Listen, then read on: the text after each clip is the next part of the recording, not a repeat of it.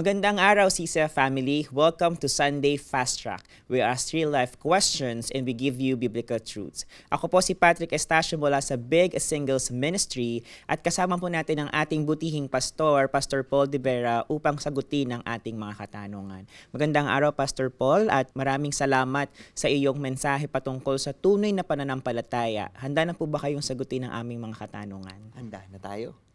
Alright, so ating unang katanungan, pagpapanggap ba o pagpapawalang bahala ba kung itinuturing o tinatanggap natin ang pagsubok ng buhay na may buong kagalakan?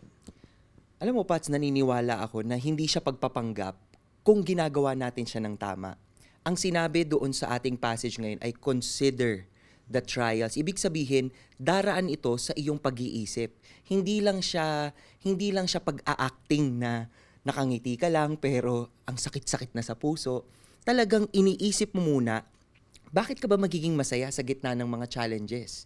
Ang dahilan nun na tinuturo tayo ng ating passage ngayon, ang sinasabi sa atin kasi may purpose ang Panginoon. So dahil dun sa purpose na yun ang magbibigay ng tunay na kagalakan sa atin. Maaari tayong maguluhan, maaari tayong lumuha pagkaharap natin yung mga pagsubok na yan, pero ang puso natin kalmado. Bakit? Kasi alam natin, sasamahan tayo ng Panginoon. Alright, maraming salamat, Pastor Paul. Para sa ikalawa nating katanungan, ano ang itsura ng isang taong may buong kagalakan sa kabila ng matinding pagsubok? Sa aking palagay, parang kamukha mo siguro. biro lang pa. Ako sa aking palagay, higit sa panlabas na itsura, no? Nakikita mo yung puso ng taong ito.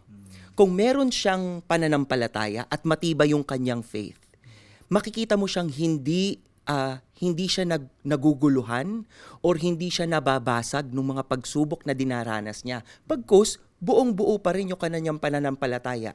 Kaya kaya niyang ngumiti kahit nahihirapan.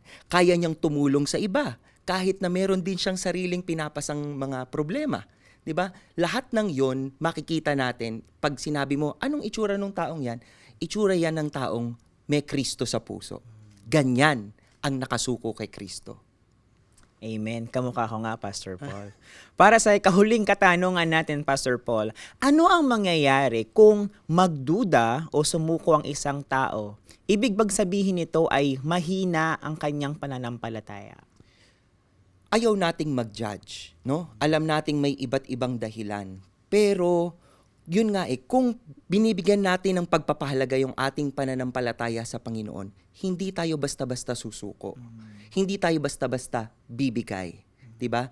Ang ginagawa ng pananampalataya sa atin, binibigyan tayo ng lakas para sa bawat umagang gigising tayo kahit mayroon tayong hinaharap na problema, buo yung lakas natin, buo at matibay yung loob natin. Kasi alam po natin, mga kapatid, na itong mga bagay na hinaharap natin, may purpose ang Panginoon and He will achieve His purpose. And in the end, siya ang magiging bida at Kanya ang gloria. Maraming salamat, Pastor Paul, sa pagsagot ng aming mga katanungan. And that's it for CCF Sunday Fast Track. Happy prayer and fasting, everyone!